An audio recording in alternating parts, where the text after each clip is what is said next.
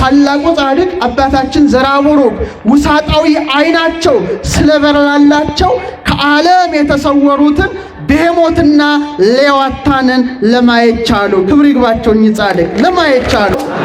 አዎ በእውነት አቡነ ዘራቡሩክ የበቁ የድንግል ማርያም ወዳጅ እመቤታችን ተወዳቸው ነበረ።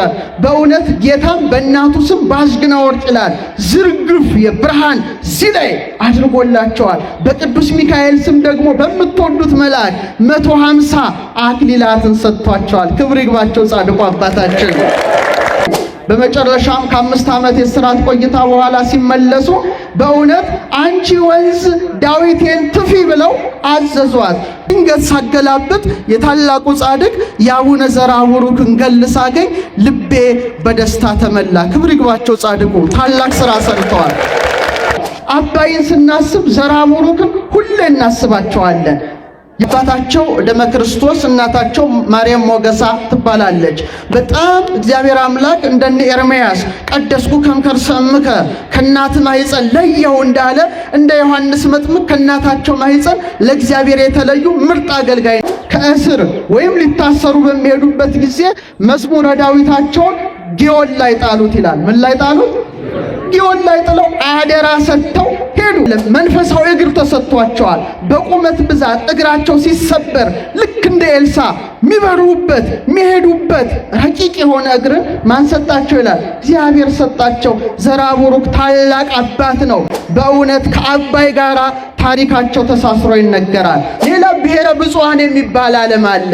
1,000 ዘመን ይኖርበታል። ስንት ዓመት አደንደው? በእውነት ያን ዕድሜ ይስጠን ወይስ እንዴት ነው? ስንት ዓመት? 1000 ዓመት። እነዚህ ሲበቁ እነዚህን ፍጡራን ያሉ ልክ እንደ ዘራቡሩክ ንጽሐ ነፍስ ማዕረግ ሲደርሱ ረቂቃኑን መላእክት ነው ያሉ፣ ነፍስ ነው ያሉ። ንጽሐ ልቡና ላይ ሲደርሱ ሥላሴ ነው ያሉ። በእውነት አባታችን ሦስቱን አስተባብረዋል። ክብር ይግባቸው ዘራቡሩክ። የአቡነ ዘራቡሩክ ግን የተለየ ነው።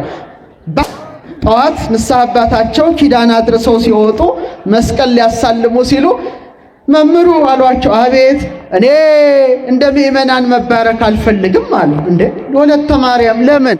አይ እንደ ካህናቱ ይባርኩኝ። እንደማን ይባርኩኝ? እንደዚያ በሕፃንነት ዕድሜያቸው አይናቸው እስኪታወር ድረስ ደርሷል። በኋላ ግን ቦግ ብሎ በርቷል። በእርግጥ አፋዊ አይን ቢታወር 8 አይኖች አሉ። ስንት አይኖች አሉ እንዴ? የቱ ጋ ነው 8ቱ አይን? በስመ አብ ወወልድ ወመንፈስ ቅዱስ አሐዱ አምላክ። ምእመናት ሁላችሁም አንድ አምላክ በሚሆን በአብ በወልድ በመንፈስ ቅዱስ ስም እንደምን ቆያችሁ? እንደምን ሰነበታችሁ? እንደምን ዋላችሁ? ልዑል እግዚአብሔር ሁላችንን በሕይወት በሰላም ጠብቆ ለዚህ ታላቅ ዕለት አድርሶናልና የአባቶቻችን አምላክ ልዑል እግዚአብሔር ስሙ የተመሰገነ ይሁን። ፀሐይ ነው ላስተምር ወይስ ሲቆም? እርግጠኞች ናችሁ? ፀሐይ ስንል ብዙ ምስጢር አለው አይደለ? አባ ሕርያቆስ አብ ፀሐይ፣ ወልድ ፀሐይ፣ መንፈስ ቅዱስ ፀሐይ ይላል። ፀሐይ ሦስትነት አላት። ለምሳሌ ፀሐይ ወጣች ስንል አካሏን ነው። ውይ ፀሐይ አቃጠለኝ ስትሉ ምኗን ነው? ሙቀቷን ነው። ፀሐይ ጨለመች ስትሉስ? ግን ስንት ፀሐይ ነው ያለው? ስለዚህ በክበቡ አብ፣ በብርሃኑ ወልድ፣ በሙቀቱ ምን ይመሰላል? መንፈስ ቅዱስ ይመሰላል። ስለዚህ ፀሐይ አስተማሪ ናት አይደለችም? ስለዚህ ፀሐዩ ሲሞቀን እግዚአብሔር መንፈስ ቅዱስን ማሰብ ያስፈልጋል ማለት ነው። ይህ ብቻ ሳይሆን ፀሐይን ስታስቡ ወውስተ ፀሐይ ሲመጽላሎቶ ምልክቱን በፀሐይ ላይ አኖረ ይላል። ኢየሱስ ክርስቶስ ሰው ከመሆኑ አስቀድሞ ምልክቱን ፀሐይ ላይ ነው ያስቀመጠው። ፀሐይ በየወሩ አንዳንድ ኮከብ ትመግባለች። ስንት ኮከብ? አንዳንድ ኮከብ 12ቱ መገብታ ወራ ይባላሉ። በየወሩ 12ቱን ወር ሙሉ አንዳንድ ኮከብ ጋራ በቀን ታድራለች። ይሄ የፀሐይ ስርዓት ነው። ፀሐይ 12ቱን ከዋክብት ስትመግብ በስንት ወቅት ነው? በ4 ወቅት ነው። መጪው አለ፣ ሐጋይ አለ፣ ጸደይ አለ፣ ክረምት አለ። ይህ የሰማይ ስርዓት ነው። አምላካችን መድኃኒታችን ኢየሱስ ክርስቶስም ሰው በሆነ ጊዜ እውነተኛ ፀሐይ ሆኖ ከማን ተወለደ? ከቅድስት ድንግል ማርያም ተወልዶ የዓለምን ጨለማ አስወገደ። ክብር ምስጋና ለስሙ ይሁን። ፀሐይ ሆኖ መጣ ማለት ነው። ፀሐይ በየወሩ አንድ ኮከብ 12ቱን ከዋክብት እንደምትመግብ ኢየሱስ ክርስቶስም ስንት ሐዋርያትን መረጠ? 12ቱን ሐዋርያት መርጦ ወንጌልን መገባቸው። ይህም ብቻ አላደረገም። ፀሐይ 12ቱን ከዋክብት በአራት ወቅቶች እንደምትመግብ በተመሳሳይ መልኩ ማቴዎስን፣ ማርቆስን፣ ሉቃስን፣ ዮሐንስን አስነስቶ ወንጌልን አጽፏል። ክብር ምስጋና ለስሙ። ፀሐይ ትምህርት ቤታችን ናት። ስለዚህ በፀሐዩ ሙቀት እንዳትሰቀቁ ለማለት ነው። ፀሐይ እኔን ትመስላለች፣ ፀሐይ አንቺን ትመስላለች፣ ፀሐይ አንተን ይመስላል። ፀሐይ መውጣቷ የመወለዳችን ምልክት ናት። ፀሐይ በጠፈር ላይ መቆየቷ በምድር ላይ መኖራችን ምልክት ናት። ፀሐይ በጠፈር ላይ ታበራለች፣ እኛም በዚህ ዓለም ልብስ ለብሰን እናጌጣለን። ፀሐይ ግን አብርታ በእውነት 12 ሰዓት ሲሆን ጀንበር ትጠልቃለች፣ እኛም ጊዜያችን ሲደርስ እንሞታለን። ፀሐይ ግን ጠልቃ አትቀርም፣ እንደገና ዳግመኛ ትወጣለች። እኛም ሞተን ፈርሰን በስብሰን አንቀርም። ፀሐይ ጽድቅ ኢየሱስ ክርስቶስ ሲመጣ ከሞት እንነሳለን። ክብር ምስጋና ለስሙ። ስለዚህ በፀሐዩ እንዳትሰቀቁ ለማለት ነው። የአባታችን የአቡነ ዘርአቡሩክ ረድኤታቸው በረከታቸው ይደርብን። አላበዛም። የተሰጠኝ ደቂቃ 20 ደቂቃ ብቻ ስለሆነ እሱም በአግባቡ ለመጠቀም ሞክራለሁ። አስቀድሜ ስለ አቡነ ዘርአቡሩክ ጥቂት ነገር መናገር፣ በኋላ ዜና ገላቸውን በእውነት ቅድም ሊቀ ኅሩያን እንደተናገሩት ያገኘሁት ሰሜን አሜሪካ ነው። እንደሚታወቀው 28 ዓለም አቀፍ ዩኒቨርሲቲዎች የግዕዝ ፒኤችዲ ወይም የዶክትሬት ዲግሪ በግዕዝ ቋንቋ ይሰጣሉ። እኔ ከ15 በላይ ሀገሮች ጎብኝቻለሁ። በጣም ታላላቅ ሀገሮች፣ ታላላቅ የሚባሉ የሳይንስ ቦታዎች ናሳን ጨምሮ ጎብኝቻለሁ። እጅግ ከገረመኝ መካከል ግን ካቶሊክ ዩኒቨርሲቲ ኦፍ አሜሪካ በሄድኩበት ጊዜ 800 የግዕዝ ማኑስክሪፕቶች ወይም ብራናዎች ነበሩ። ስንት አልኳችሁ? እርግጠኛ ነኝ አቡነ ዘርአቡሩክ 10 ወይ 20 አይሞላም። እዛ ግን 800 ነው። 400 ጥቅሎች ነበሩ እንደዚህ የሚተረተሩ።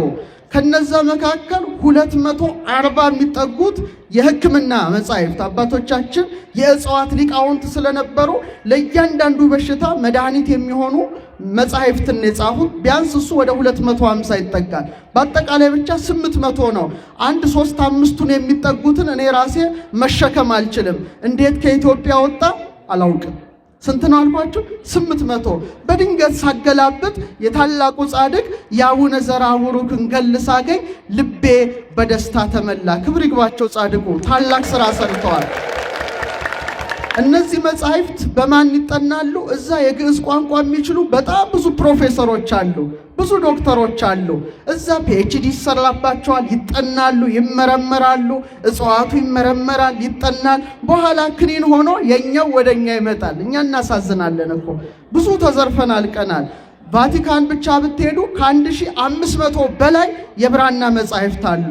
እንደው የሩቁን ተውት በነ ጀምስ ብሩስ ጊዜ ወጣውን ተውትና አሁን እንኳን ቅርብ ንጉሠ ነገሥት አፄ ቴዎድሮስ መቅደላ መድኃኔዓለም ላይ ብዙ መጻሕፍት አከማችተው ነበር። ከመላ ኢትዮጵያ አሰብስበው እንደው የኢትዮጵያ መጻሕፍት መጠናት አለባቸው፣ ሊቃውንቱ ማጥናት አለባቸው። ንጉሠ ነገሥቱ ደግሞ በጣም ስልጣኔ ስለሚፈልጉ መድፍን መስራት፣ ራስን መቻል፣ ከኢትዮጵያ እውቀት ተነስቶ እውቀትን ማበልጸግ በጣም ይሹ ስለነበረ ሰብሰብ አድርገው ብዙ ነገር ያስጠኑ ነበረ። በእውነት እንግዲህ አለመታደል ሆኖ እንግሊዝ ጦሯን አዝምታ ጄኔራል ናፒየር ወደ ኢትዮጵያ በመጣ ጊዜ በጣም ምርጥ የእንግሊዝ ሳይንቲስቶች አብረው መጥተዋል። ስለ ኢትዮጵያ ብራና መጻሕፍት የሚያውቁ ማለት ነው። በኋላ ንጉሠ ነገሥቱ ራሳቸውን ካጠፉ በኋላ በሚያሳዝን መልኩ በ35 ዝሆኖች በ200 በቅሎች ነው የኢትዮጵያን ቅርስ ጭነው የወጡት። የሰማችሁ ነው። በ35 ዝሆኖችና በ200 በቅሎች ጭነው ወጡ ይላል። እንግዲህ በጣም ምርጥ የተባሉትን 500 መጻሕፍት መረጡ። 500 ግን እዚሁ እንዲወድም ተደረገ። ይህ ብቻ አይደለም። በወርቅ የተሰሩ በዕንቁ የተሰሩ እጅግ ጥንታዊያት የሆኑ ጽላቶችን ጨምረው የአቡኑን አክሊል ጨምረው ማህተሙን ጨምረው ዘርፈው ሄዱ። እንግሊዝ ሀገር ሎንዶን ላይ ጨረታ ቀረበ። ጨረታ ሲቀርብ በሚገርማችሁ መልኩ መጻሕፍት አልተጫረቱም። መጻሕፍት ብዙ ዕውቀት ስለያዙ ከገንዘብ በላይ ስለሆኑ በሀገራቸው ሊቃውንት እንዲጠኑ ተደረጉ። 37 ሚሊዮን ፓውንድ ነው ያኔ የቤተ ክርስቲያኗ ቅርስ የሀገሯ ቅርስ ተጫርቶ በእውነት የተዘረፈው። በጣም የኢትዮጵያ ሀብት የትየለሌ ነው። ፈረንሳይ ብትሄዱ ታገኛላችሁ፣ ጣሊያን ብትሄዱ ታገኛላችሁ፣ ጀርመን ብትሄዱ ታገኛላችሁ። በእውነት በሚያሳዝን መልኩ የሀገራችን ዕውቀት እንደ ህዝቡ ተሰዶ አለና እዛ ባገኘሁት ጊዜ በእውነት እጅግ ገረመኝ። አስተዋወቅኩት። በኋላ በኩረ ምእመናን ይደውላሉ። እንዳጋጣሚ ደግሞ እኔ በዚህ ነበር በባህር ዳር አልፈን ሰኔ 14 ታሪካዊ ዕለት ናት። የፀሐይ ግርዶሽ አኑላር ሶላር ኤክሊፕስ የተከሰተበት ስለነበረ እኔም ዶክተር ጌትነትም በዘርፉ በጣም በስፋት ስለሰራንበት ግርዶሹን ለማየት ስንመለስ በኩረ ምእመናን ደውለው ባክ አቡነ ዘርአቡሩክን ሳታይ እንዳትሄድ አደራ አሉኝ። አይ በኩረ ምእመናን አሁን አልችልም፣ ጻድቁ ሲፈቅዱ እመጣለሁ አልኩኝ። በእውነት በኩረ ምእመናን በእውነት እንዴት ለጻድቁ ያላቸው ፍቅር ቅድም ሊቀ ኅሩያን እንዳሉት ቢቆራረጡ ሁሉ እንደው ዘርአቡሩክ የሚል ቀለም ውስጣቸው ሳይገኝ አይቀርም። አክብሯቸው፣ ትልቅ አባት ናቸው። በሳቸው በእውነት ጉትጎታ በጻድቁ ፍቅር መጥቼ ቦታውን አየው።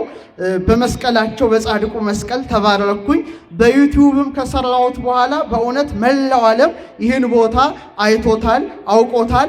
በእውነት ከዚህ በኋላ የባህር ማዶም ሕዝብ መምጣቱ ስለማይቀር የባህልና ቱሪዝም ሚኒስቴሩ እንደው ሊያስቡበት ይገባል የሚል እምነት አለኝ። እግዚአብሔር ያስፋን፣ በእውነት እግዚአብሔር ያስፋን።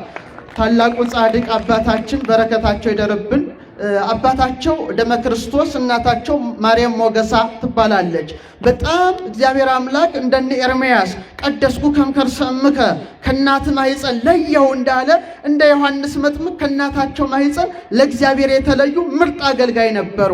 በእውነት በልጅነት እድሜያቸው እግዚአብሔር አምላክ ልቡናቸውን ከፍቶላቸው ብሉያቱን ሐዲሳቱን መጻሕፍተ ሊቃውንቱን እንደኛ ተምረው ሳይሆን እግዚአብሔር ልቡናቸውን ብሩህ አድርጎ ያሬድን ማህሌት ገለጠላቸው ይላል። የእኛንም ልቡናችንን ብሩህ ያድርግልን።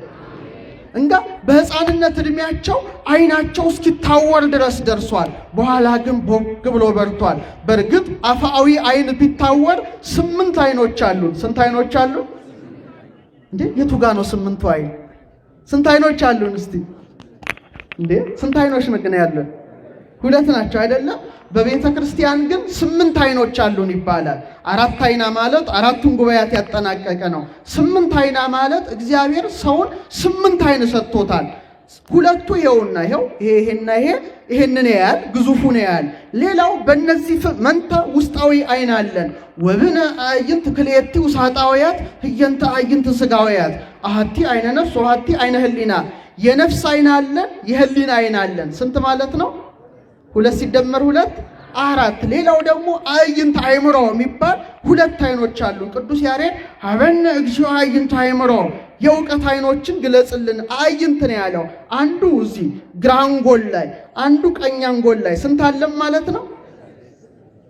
6።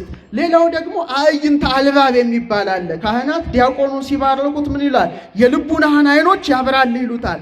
አንዱ እዚህ አለ፣ አንዱ እዚህ አለ። ስንት ማለት ነው? እኛ አሁን እንኳን 8ቱን 2ቱንም በአግባቡ መጠቀም አልቻልንም። ሰው ግዙፍ አይኑ ሲበራለት ግዙፉን ዓለም ያያል። ረቂቁን ደግሞ አይኑ ሲበራለት ረቂቁን ዓለም ማየት ይችላልና ታላቁ ጻድቅ አባታችን ዘርአቡሩክ ውሳጣዊ አይናቸው ስለበራላቸው ከዓለም የተሰወሩትን ቤሄሞትና ሌዋታንን ለማየት ቻሉ። ክብር ይግባቸው። እኚህ ጻድቅ ለማየት ቻሉ። ወሀተም ኩኪ በ7ቱ ማኅተም። እግዚአብሔር አምላክ ምድርን ለ7 ከፍሏታል። አንደኛውን በረድ አስፍሮበታል፣ አንዱን ውርጭ አስፍሮበታል፣ አንዱን እሳት አስፍሮበታል፣ አንዱን ደግሞ በድምፅ የሚገሉ ግሩማን አራዊትን አስፍሮበታል። እነዚህ በአይነ ነፍስ ብቻ የሚታዩ ናቸው። ሌሎቹ ደግሞ ቤሄሞትና ሌዋታን የተባሉ በጣም ግሩማን አራዊትን አስፍረዋል። እነዚህ ምድርን እንደ ቀለበት ከበዋታል። ቅዱሳን ሲበቁ የሚያዩአቸው ናቸው። የአቡነ ዘርአቡሩክ ግን የተለየ ነው። ባህሩን ለ3 ከፍሎት አንዱ እጅ ሌዋታን እንድትተኛበት፣ 2ቱ እጅ ደግሞ ሺህ የባህር ፍጥረታት በየፀጉሯ እንዲገባላት ያደርጋል። ቤሄሞትንም እንደዚሁ አንዱን እጅ አስተኝቶ በ2ቱ እጅ ደግሞ ምግቡ ከሰው በስተቀር በየብስ የተፈጠሩ ፍጥረታት እንዲመላለሱለት ያደርጋል። በጣም ግሩማን ናቸው። በጣም አስፈሪዎች ናቸው። ዛሬ ዳይኖሰር እንደሚባለው እጅግ አስፈሪ እንስሳት ናቸው። በእውነት ቅዱሳን ሲበቁ በንጽሐ ሥጋ ማዕርግ ላይ ሲደርሱ ግዙፋን ዓለም ነው ያለው፣ ብሄሞት ነው ያለው፣ ሌዋታን ነው ያለው፣ አድማስ ነው ያለው፣ ናጌብ ነው ያለው፣ ብሔረ ብፁዓን ነው ያለው፣ ብሔረ ሕያዋን ነው ያለው፣ ግዙፋኑ ነው ያለው። ንጽሐ ነፍስ ማዕረግ ሲደርሱ ረቂቃኑን መላእክት ነው ያለው፣ ነፍስ ነው ያለው። ንጽሐ ልቡና ላይ ሲደርሱ ሥላሴ ነው ያለው። በእውነት አባታችን ሦስቱን አስተባብረዋል። ክብር ይግባቸው። ዘርአ ቡሩክ በንጽሐ ሥጋ ማዕረግ ሳሉ ብሄሞትን አዩ። ልክ ሄኖክ እንዳየው ዕዝራ ሱቱኤል እንደተመለከተው ተመለከቱ። ነገር ግን ሲመለከቱ እንደዚሁ አይደለም። በሰው ሊቆጠር ሊሰፈር የማይችል ጥርሳቸውን እግዚአብሔር አምላክ ገልጦላቸው ውስጥ ገብተው ቆጥረዋቸዋል። ስዕላቸው ላይ እንደሚታይ ክብር ይግባው ጻድቁ። በእውነት ይህን ያህል ጸጋ፣ ይህን ያህል ክብር፣ ይህንን ማየት የሚችሉ ብሔረ ሕያዋን ያሉ ቅዱሳን ናቸው። እስቲ በሉ እነ ሄኖክ፣ እነ ኤልያስ፣ እነ ዕዝራ። ሌላ ብሔረ ብፁዓን የሚባል ዓለም አለ። አንድ ሺህ ዘመን ይኖርበታል። ስንት ዓመት እንደው በእውነት ያን ዕድሜ ይስጠን ወይስ እንዴት ነው? ስንት ዓመት? 1000 ዓመት። እነዚህ ሲበቁ እነዚህን ፍጡራን ያሉ ልክ እንደ ዘርአ ቡሩክ። በዛ ውስጥ 1000 ዓመት ስል ዕድሜያችሁን ልንገራችሁ ትፈልጋላችሁ? በጣም ጥሩ። አትፈሩ? እሺ።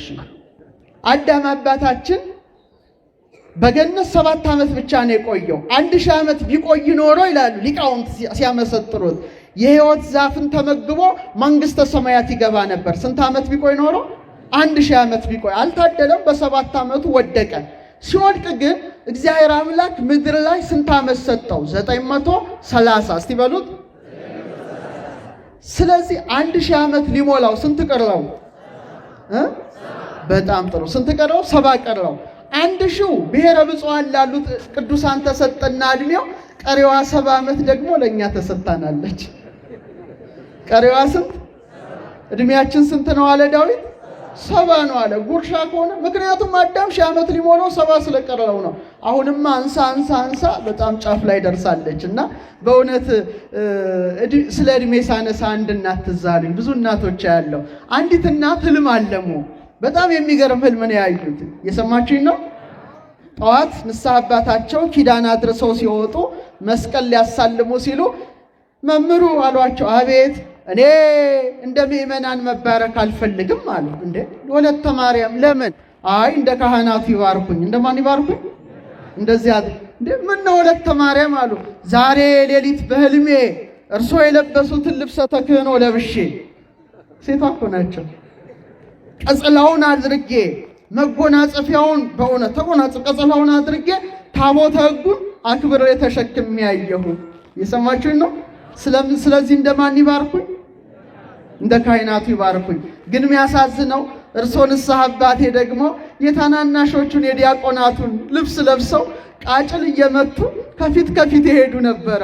እኔ ደግሞ ታቦቱን ተሸክሜ ጎምለል እያልኩ ከኋላ ሲሄድ አየው ሲሏቸው፣ አይ ወለተ ማርያም ጉድ ሆነሻል አሉ።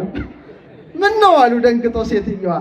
መጎናጸፊያ ተጎናጽፈሽ ታቦቱን እኮ አክብረሽ ማየትሽ ሙተሽ ሳጥን ውስጥ ገብተሽ አስከሬኑ በመጎናጸፊያ ተጎናጽፎ ነው። እኔ ደግሞ ቃጭል እየመታው ከፊት መሄዴ ፍታት እየፈታውሽ ወደ መካነ መቃብር ጉዞ ስናደርግ ነው ሲሏቸው፣ አረ መምህሩ ውሸቴን ነው ህልም አላየሁም አሉ። እሺም ሞት ያስፈራል። የሰማችሁኝ ነው?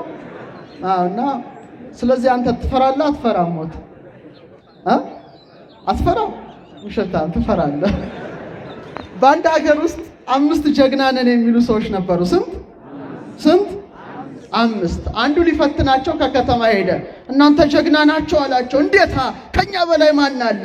በእውነት ከናንተ መሃል ጀግና የሆነ ሰው የፈለገውን ያህል ብር የፈለገውን ያህል ወርቅ ቢጠይቀኝ እሸልመዋለሁ አለው። 5ቱም ፎከሩ። በድንገት ሳያስቡት የሆነች የምትፈነዳ ነገር መሃላቸው ጣል አለ። ድው ሲል 4ቱ የት እንደገቡ አይታወቅም። ጠፉ። የት ይግቡ? አንዱ ብቻ ቀጥ ብሎ ቆሟል። አንተ ጀግና ነህ። 4ቱ ሲሸሹ አልሸሽህም፣ ምን ልሸልምህ አለው። ኧረ ጌታው ተበላሽቻለሁ፣ ትርፍ ሱሪ ካለ ስጠኝ አለ። ሞትን ይፈራል። እና አዳም በቃ 70 ዓመት ነው። እኛ እድሜያችን 70 ናት። ያው ፍቅር አተንን እየተባላንባት ናት። እግዚአብሔር ፍቅር ይስጠን። ታክሲ ላይ ምን ተጽፎ አየው? የተሰጠን እድሜ ይላል እንኳን ለጠብ ለፍቅርም አይበቃንም አለ። ይበቃል። ተፋቅረን እንኳን እኮ ሳንጨርስ ነው ምን ሞተው። እኛችሁ 70 እድሜ ሆነ እርስ በርስ እየተባላ ብዙ ደም ይፈሳል። እግዚአብሔር የዘንዶውን ራስ ይቀጥቅጥልን፣ ደም ያፋስሰው በእውነት አሜን አይባልም? አዎ በእውነት አቡነ ዘርአቡሩክ የበቁ የድንግል ማርያም ወዳጅ እመቤታችን ተወዳቸው ነበረ። በእውነት ጌታም በእናቱ ስም ባዝግና ወርቅ ይላል ዝርግፍ የብርሃን ሲላይ አድርጎላቸዋል። በቅዱስ ሚካኤል ስም ደግሞ በምትወዱት መልአክ 150 አክሊላትን ሰጥቷቸዋል። ክብር ይግባቸው ጻድቁ አባታችን። ጻድቁ አባታችን ይሄ ብቻ አይደለም፣ መንፈሳዊ እግር ተሰጥቷቸዋል። በቁመት ብዛት እግራቸው ሲሰበር ልክ እንደ ኤልሳ የሚበሩበት የሚሄዱበት ረቂቅ የሆነ እግርን ማን ሰጣቸው ይላል? እግዚአብሔር ሰጣቸው። ዘርአቡሩክ ታላቅ አባት ነው። በእውነት ከአባይ ጋር ታሪካቸው ተሳስሮ ይነገራል። ዛሬ አባይ ግድባችን በእውነት እግዚአብሔር ይመስገን ሁለተኛው ሙሌት ደርሷል። አባይን ስናስብ ዘርአቡሩክን ሁሌ እናስባቸዋለን። የሁለተኛው ወንዝ ስም ግዮን ነው። እሱም የኢትዮጵያ ምድር ይከባል አለ። በእውነት ግዮን ታላቁ ወንዝ ግዮን ገነት ላይ ከዕፄዎስ ስር የሚፈሰው ግዮን ወደ ኢትዮጵያ ይመጣል፣ ከኛም ጋር ይቀላቀላል። ግዮን ግዮን ግዮን እንለዋለን። ናይልም ይባላል። አብዛኛው ሰው ባለማወቅ ናይል እኮ አረቦች ነው ያወጡለት ይባላል። አይደለም፣ ቃሉ የግዕዝ ቃል ነው። ኒል ማለት ሰማያዊ ማለት ነው። ምን ማለት ነው? ልብሰ ኒል ይባላል። ሰማያዊ ወይም ልብሰ ማርያም ይባላል። ሰማያዊ ቀለምን የሰማያውን ቀለም ይዞ ይሄዳል። አፈራችንን ደግሞ ጠራርጎ ሲሄድ ሲደፈርስ ጥቁር ይመስላልና ጥቁር አባይ ይባላል፣ ናይል ይባላል። እንደገና አባይ የሚል መጠሪያ ያለው አባይ ታላቅ ማለት ነው። ግን አባታችን ዘርአቡሩክ ስዕላቸው ላይ እንደምናየው ሊቃውንት እንደሚነግሩን ከእስር ወይም ሊታሰሩ በሚሄዱበት ጊዜ መዝሙረ ዳዊታቸውን ግዮን ላይ ጣሉት ይላል። ምን ላይ ጣሉት? ግዮን ላይ ጥለው አደራ ሰጥተው ሄዱ። በመጨረሻም ከ5 ዓመት የሥራት ቆይታ በኋላ ሲመለሱ በእውነት አንቺ ወንዝ ዳዊቴን ትፊ ብለው አዘዟት። ጎሳ ልቤ ቃለ ሰናዬ ልቡና የበጎ ነገርን አወጣ አግሺ ትፊ አሏት። ያን ጊዜ በተአምር መዝሙረ ዳዊታቸው ከወንዙ ውስጥ ተንሳፋ ወጣች። ይህ ትልቅ ተአምር የተደረገ ነው። ደቀ መዝሙራቸው አባ ዘሩፋኤል በተመለከተ ጊዜ አባ ያላቸው። አባ ምን በል እይ ማለት ምን ማለት ነው? ተመልከት ማለት ነው። በዛ ምክንያት አባይ ተባለ፣ ወይም ግሽ አባይ አክሺ አውጪ ስላሉ ግሽ ተባለ፣ አባይ ተባለ ብለው ሊቃውንት አባቶቻችን ያስተምሮናል። ክብር ይግባቸው ጻድቁ። ይሄን ሁሉ ጸጋ የተሰጣቸው 12 አክናፍ የተሰጣቸው ተክለ ሃይማኖት በራእይ ተገልጠው የክርስቶስ አክለ ሶክ ምሳሌ የሆነውን ቆውን የሰጧቸው፣ ገብረ መንፈስ ቅዱስ ተገልጠው ቅናተ ዮሐንስን የሰጧቸው፣ አባ ኤዎስጣቴዎስ ተገልጠው የደረት ልብስን የሰጧቸው የበቁ ፍጹም የክርስቶስ ወዳጅ ናቸው። በዚህ ቦታ የሰበሰበን መካነ መቃብራቸውን እጅ እንድንነሳ ያደረገን አምላካችን እግዚአብሔር ክብር ምስጋና ይግባው። ክብር ምስጋና ይግባው።